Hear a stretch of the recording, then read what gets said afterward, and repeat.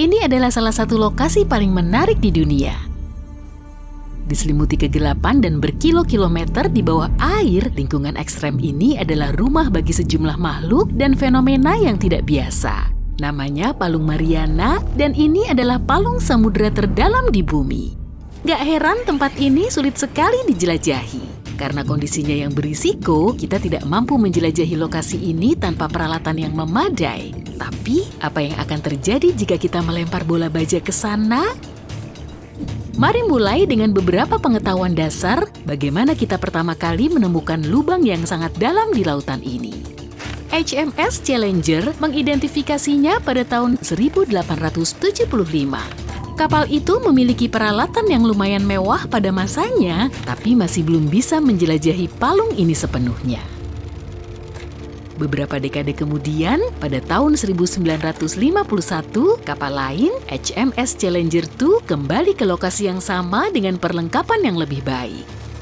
Kapal itu memiliki echo sounder dan mampu melakukan pengukuran akurat dari apa yang tampaknya merupakan titik terdalam di permukaan planet kita. Kalau dilihat dalam bentuk 2 dimensi, kamu bisa melihat palung sepanjang 2.400 km dengan lebar rata-rata 69 km. Bentuknya juga agak mirip bekas luka berbentuk bulan sabit jika diamati dari atas. Sejauh ini masih biasa aja kan? Nah, kalau kamu merentangkan kawat dari permukaan laut ke titik terdalam palung ini, panjangnya akan mencapai 11 km. Kalau kita mampu secara fisik memindahkan Gunung Everest yang merupakan gunung tertinggi di bumi untuk menutupi Palung Mariana, tingginya masih nggak cukup, kurang sekitar 1,5 kilometer. Karena Palung Mariana begitu dalam, hampir seluruhnya tertutup kegelapan karena cahaya hampir tidak bisa menembus jarak se-ekstrem ini di bawah air. Suhunya juga tidak bersahabat, hanya beberapa derajat di atas titik beku. Tapi fitur yang paling berbahaya adalah tekanan airnya. Tepat di titik terdalam palung, jumlah tekanannya sekitar 1.000 kali lebih tinggi dari tekanan atmosfer standar. Tidak banyak orang yang pernah mencoba turun ke Palung Mariana. Bahkan upaya terorganisir pertama terjadi lebih dari 60 tahun lalu. Upaya itu dilakukan oleh Jacques Piccard dan Don Walsh dengan bantuan kapal selam. Mereka hanya menghabiskan waktu sekitar 5 jam untuk turun dan cuma 20 menit di bawah. Sayangnya mereka nggak mampu mengambil foto apapun.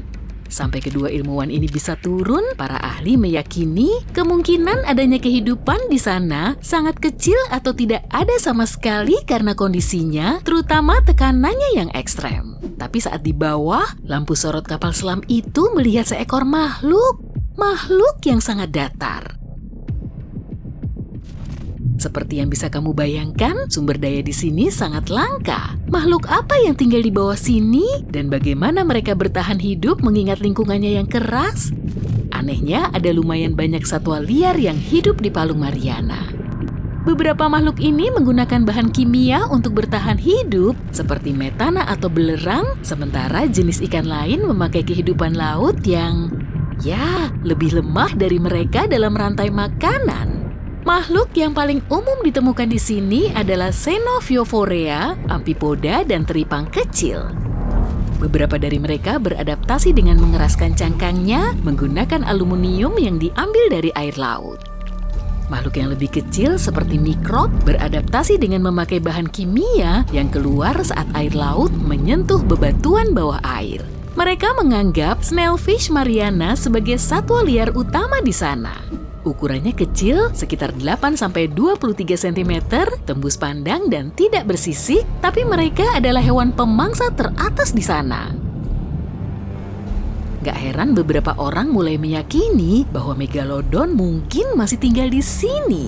Apa itu megalodon? Mungkin kamu bertanya-tanya, megalodon adalah predator terbesar yang pernah dikenal dalam sejarah planet kita. Pada dasarnya, hiu terbesar dan paling ganas yang pernah hidup. Para ilmuwan percaya megalodon sudah lama punah dan ide bahwa megalodon mungkin masih bersembunyi di Palung Mariana tidak didukung banyak informasi pendukung.